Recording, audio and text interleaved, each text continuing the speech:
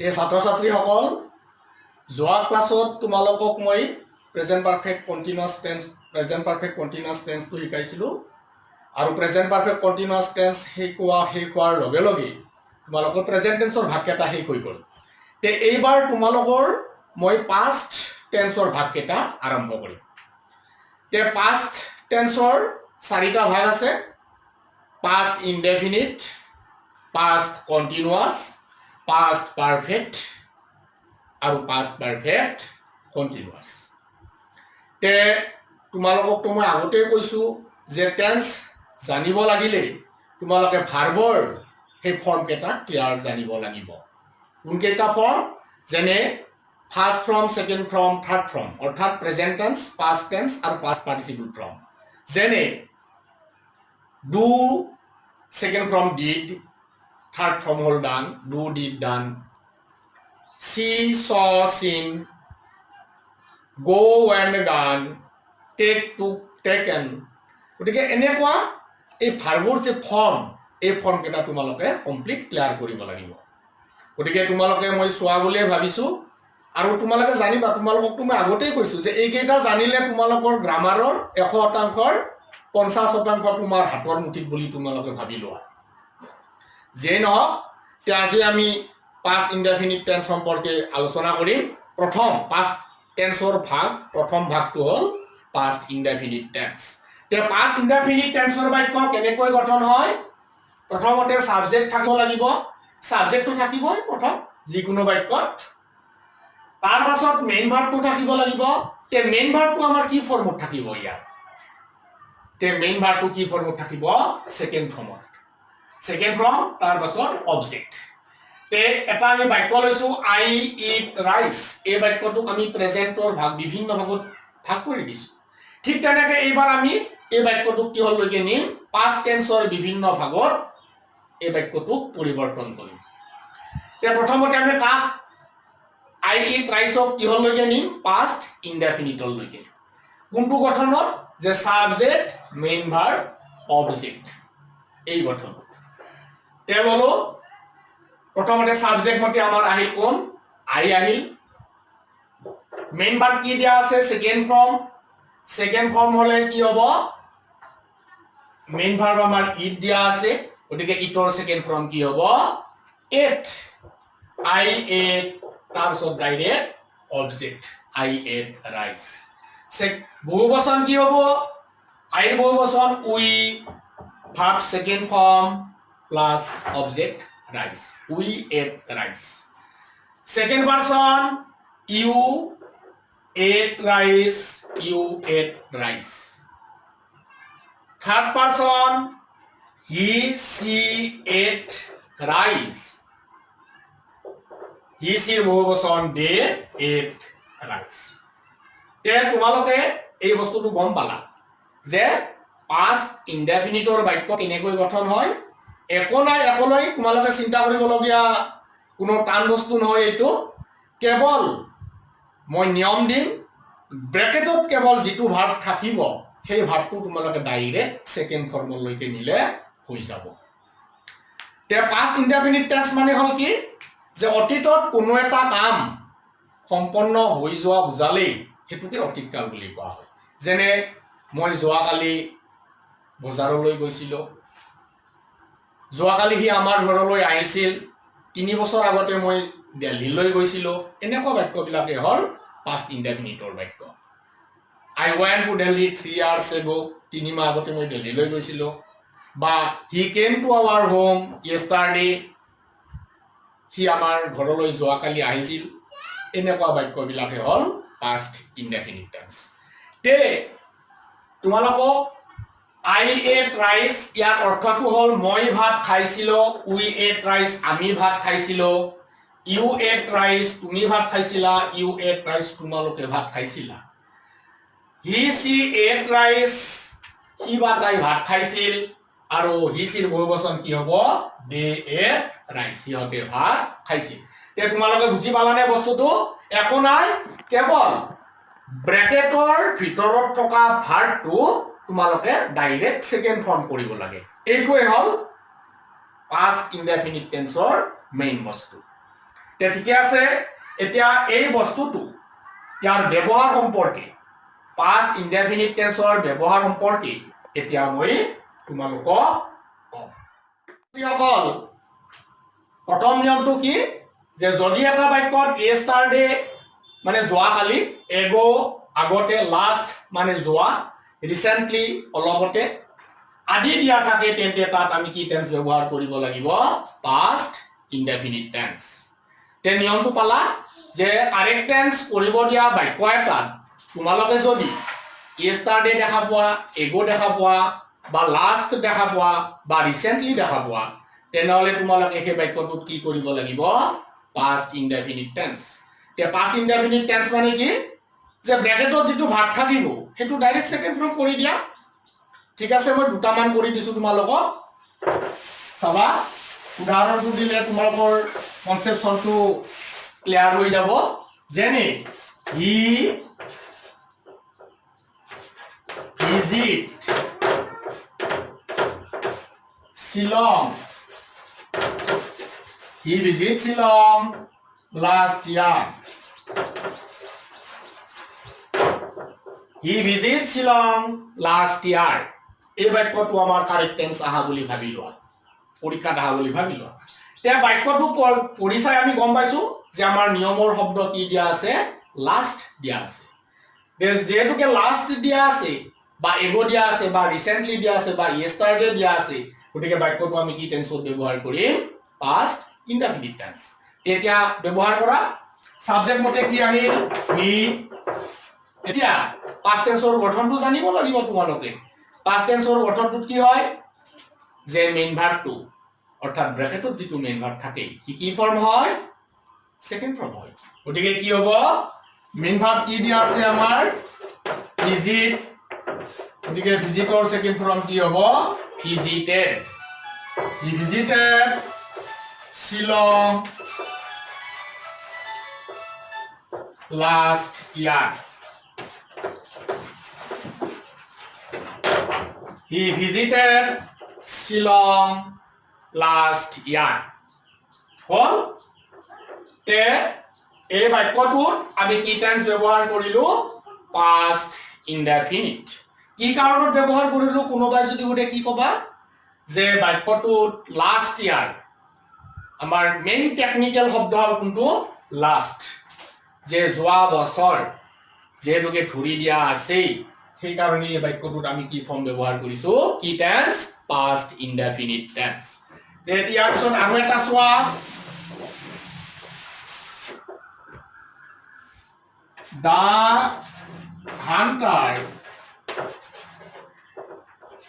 The hunter kill a the hunter itu bracket puri gol bhul nei the hunter kill a tiger last night by yesterday the hunter kill a tiger last yesterday তে এই বাক্যটো আমি কি কৰিব লাগে correct tense কৰিব লাগে তে কাৰেক্ট টেন্স কৰোতে আমাৰ নিয়মৰ শব্দ কিবা আছে নে তোমালোকে চাই লোৱা এতিয়া ভালদৰে তে আমাৰ নিয়মৰ শব্দ দিয়া আছে yesterday দিয়া আছে যেহেতুকে yesterday দিয়া আছে গতিকে আমি এই বাক্যটোত কি টেন্স ব্যৱহাৰ কৰিব লাগিব past indefinite tense গতিকে সাবজেক্ট লেখা সাবজেক্ট কোনি আহিব দা হান্টাৰ লিখিলা তাৰ পাছত কি লিখিবা past indefinite tense মানে কি ব্ৰেকেটত যেটো ভাগ থাকিব হেইটোৰ সেকেন্ড ফৰ্ম গতিকে কিলৰ সেকেন্ড ফর্ম কি হ'ব কিল k i double l e d মনত ৰাখিবা কিছুমান ভাৰ্বৰ সেকেন্ড ফৰ্ম থাৰ্ড ফৰ্ম একে গতিকে দা Hunter killed a tiger yesterday the hunter killed a tiger yesterday তে তোমালোকে বাক্যটো পালা বুজি পালা নে ভালদৰে মনত ৰাখিবা যে বাক্যটোত কি ইয়েষ্টাৰডে এগো লাষ্ট এইবিলাক থাকিলে কি হয় ডাইৰেক্ট সেকেন্ড ফৰ্ম হয় তে মই দুটা উদাহৰণ দিলো তোমালোকক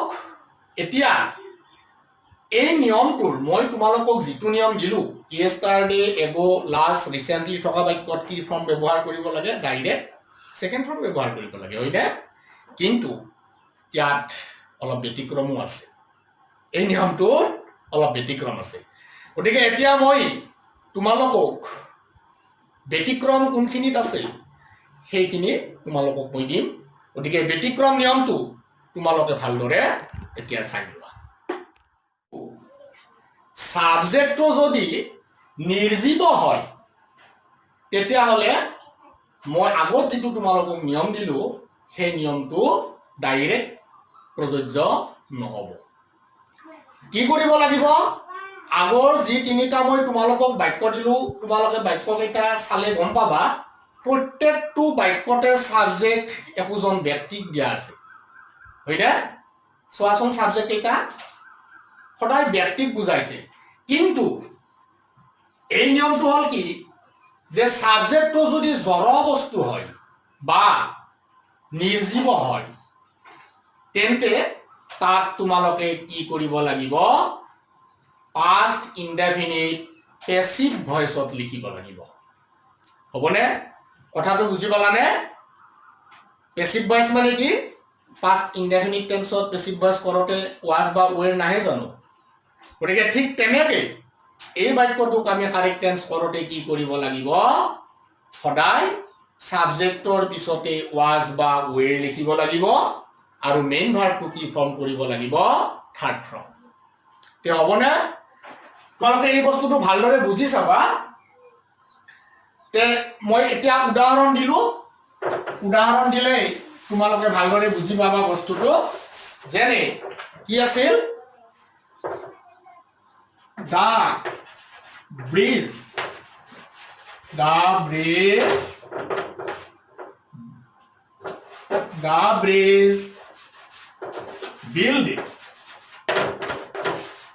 the bridge built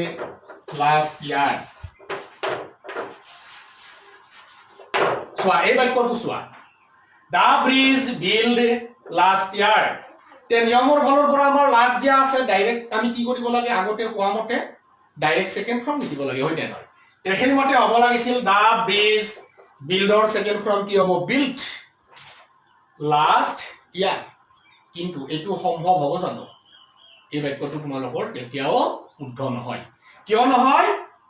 যে দলং এখন ব্ৰিজ মানে দলং এখন নিজে নিজে তৈয়াৰ নহয় তাক মানুহে বনাব লাগিব বা কোনোবাই বনাব লাগিব গতিকে এটো বেলেগৰ দ্বাৰা সম্পন্ন হোৱা কাম গতিকে এটো কি পেসিভ ভয়েস হবনে গতিকে পেসিভ ভয়েসত তোমালোকে বাক্যটো লিখিব লাগিব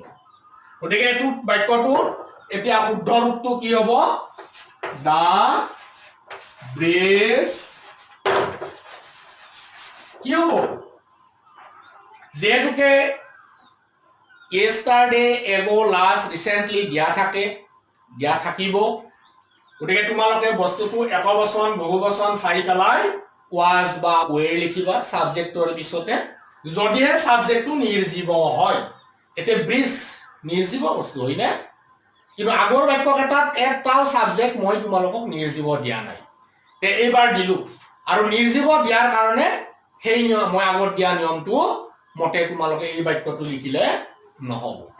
এটো অলপ বেলেগকে লিখিব লাগিব কথাটো তো বুজি পালা was বা were আহিব যেহেতুকে দা ব্ৰিজটো একবচন গতিকে কি হ'ব দা ব্ৰিজ was এতিয়া মেইন ভাৰ্বটো আমি কি লিখিম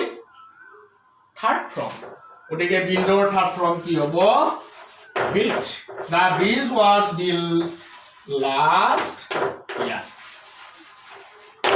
অলনে the bridge was built last year দলংখন যোৱা বছৰ নিৰ্মাণ হৈছিল তে ইয়াত আগতে was বা were ইবিলাক কোৱা নাছিল তে ইবাৰ was বা were কি কাৰণত গম পালানে কথাটো অলপ সাধাৰণ ক্ৰিটিকেল যে সাবজেক্টটো যদি নিৰ্জীৱ হয় তেনেহলে তোমালোকে কি কৰিব লাগিব তাত was বা were লিখিব লাগিব সাবজেক্টৰ পিছত আৰু মেইন ভাৰ্বটো কি কৰিব লাগিব থাৰ্ড ফৰ্ম সেকেন্ড ফৰ্ম নহয় কিন্তু পেসিভ ভয়েস তো পেসিভ ভয়েসত সদায় থাৰ্ড ফৰ্ম ব্যৱহাৰ হয় গতিকে the bridge was built last year তাৰপিছত আৰু এটা চোৱা দ্বিতীয় উদাহৰণ এটা দেওঁ তোমালোকক my pen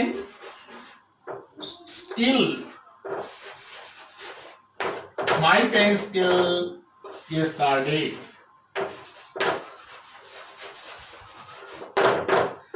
my pen still yesterday তে আগতেও yesterday থাকা বাক্য দিছো কৈ আহিছো যে yesterday ব লাষ্ট থাকলে ডাইৰেক্ট সেকেন্ড ফর্ম লিখি দিবা গতিকে এটো হ'ব জানো my pen still or second form stole yesterday এটো লিখিলে হ'ব জানো নহয় কিয় নহয় যে ইয়াত সাবজেক্ট কোন দিয়া আছে my pen মোৰ কলমটো নিৰ্জীৱ জড় গতিকে তোমালোকে কি কৰিব লাগিব এটো পেসিভ ভয়েসত লিখিব লাগিব পেসিভ ভয়েস মানে কি প্ৰথমতে সাবজেক্ট my pen তাৰ পাছত কি আহিব was বা were হবনে গতিকে my pen was এতিয়া main verb to third form স্টিলর থার্ড ফর্ম কি হবো stolen my pen was stolen yesterday হলনে যে my pen was stolen yesterday যোৱাকালি মোৰ কলমটো চুৰি হৈছিল কোনোবাই চুৰি কৰিছে নিজে নিজে তো কলম এটা চুৰি নহয় গতিকে সেই কাৰণে এই বাক্যটোক আমি কি টেন্সত লিখিব লগা হৈছে পাস্ট টেন্স হয় কিন্তু পাস্ট ইনডেফিনিট টেন্সৰ পেসিভ ভয়েসত লিখিব লগা হৈছে আৰু তোমালোকক মই এতিয়া কলো আগত যিকেইটা বাক্য লিখিছা সেইকেইটা হল এক্টিভ ভয়েস হবনে মনত ৰাখিবা সাবজেক্টটো যদি নিৰ্জীৱ বা জড় হয় তেনেহলে কি লিখিবা তোমালোকে yesterday ago last recently থাকা বাক্যত সাবজেক্টৰ পিছতে তোমালোকে was বা were লিখিবা সাবজেক্ট এক বচন হলে was বহু বচন হলে were আৰু মেইন ভাৰ্বটো কি লিখিব লাগিব থাৰ্ড ফৰ্ম গতিকে my pen was stolen yesterday থাকিলে মনত ঠিক তেনেকৈ আৰু এটা জেনাৰেলি তোমালোকৰ পৰীক্ষাত সেই বাক্যটো প্ৰায় আহে বিভিন্ন প্ৰশ্নত তোমালোকে দেখিলে গম পাবা হবনে গতিকে সেই দুটা বাক্য মই তোমালোকক এনে উদাহৰণ হিচাপত দেখাই দিছো চাই লোৱা যে কি হ'ব যদি মই এনে নিয়মটো তোমালোকক কৈ দিছো আৰু যদি কিল ভাৰ্বটোৰ পিছত ইন শব্দ ইন প্ৰিপজিশনটো ধৰি দিয়া থাকে কিল ভাৰ্বটোৰ পিছত ইন শব্দটো যদি ধৰি দিয়া থাকে তেনেহলে তোমালোকে সেই বাক্যটো কি ভয়েসত লিখিবা পেসিভ ভয়েসত লিখিবা যেনে চাবা many people kill in the accident is recently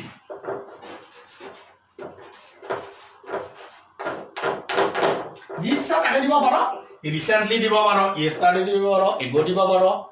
yesterday দিব পাৰো জিসা কাকে দিব পাৰো many people kill in the accident recently তে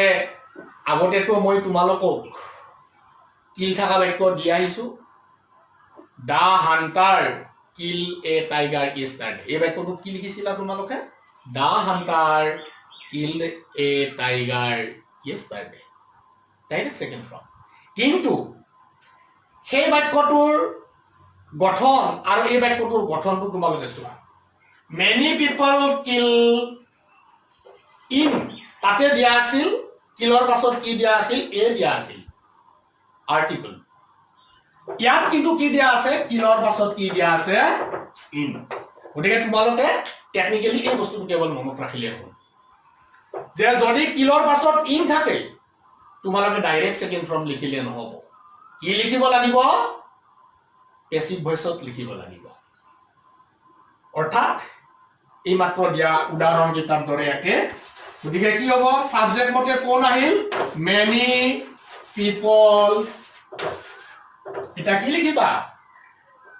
রিসেন্টলি এগো লাস্ট দিয়া আছে ডাইরেক্ট সেকেন্ড ফর্ম লিখিলে হব জানো নহব গতিকে আগৰ বাক্যটো আৰু এই বাক্যটোৰ গঠনটো তোমালোকে চাই নিশ্চয় পাৰ্থক্যটো বুজি পাইছা কিলৰ পাছত যদি ইন নাথাকে ডাইৰেক্ট সেকেন্ড ফৰ্ম লিখিলে হব কিন্তু কিলৰ পাছত যদি ইন থাকে তেনেহলে তোমালোকে কি লিখিব লাগিব পাস্ট ইনডেফিনিট হয় কিন্তু পেসিভ ভয়েসত হবনে গতিকে কি হব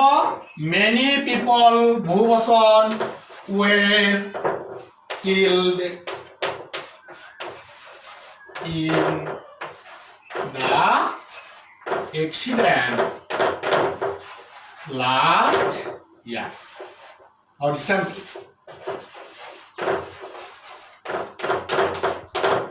many people were killed in the accident recently অলপতে এক্সিডেন্টত বহুত মানুহ মৰিছিল ঠিক তেনেকৈ many soldiers were killed in the battle last year বা লাস্ট ওয়ার গতিকে এই পাৰ্থক্যখিনি তোমালোকে ভালদৰে বুজি চাবা অ্যাক্টিভ ভয়েস আৰু পেসিভ ভয়েস কেনেকৈ হয় ডাইৰেক্ট এগো yesterday last recently থাকিলে ডাইৰেক্ট যদি হে সাবজেক্টটো ব্যক্তিক বুজায় ডাইৰেক্ট সেকেন্ড ফৰ্ম লিখিবা ব্ৰ্যাকেটত থকা ভাগটো আৰু যদি সাবজেক্টটো নিৰ্জীব বা জড় হয় জড় বস্তু হয় তেনেহলে কি লিখিবা সাবজেক্টৰ পাছতে ওয়াজ ওয়ে লিখিবা আৰু মেইন ভাগটো থাৰ্ড ফৰ্ম কৰিবা আৰু এটা কথা কি কলো মই কিল ভাগটোৰ পিছত যদি ইন থাকে বেলেগ থাকিলে বেলেগ কথা ইন থাকিব লাগিব শর্তটো হল ইন থাকিব লাগিব কিল ভাগটোৰ পিছত যদি ইন দিয়া থাকে তেনেহলে তোমালোকে তাত কি লিখিবা সেই একে সাবজেক্টৰ পাছতে ওয়াজ বা ওয়ে লিখিবা আৰু মেইন ভাগটো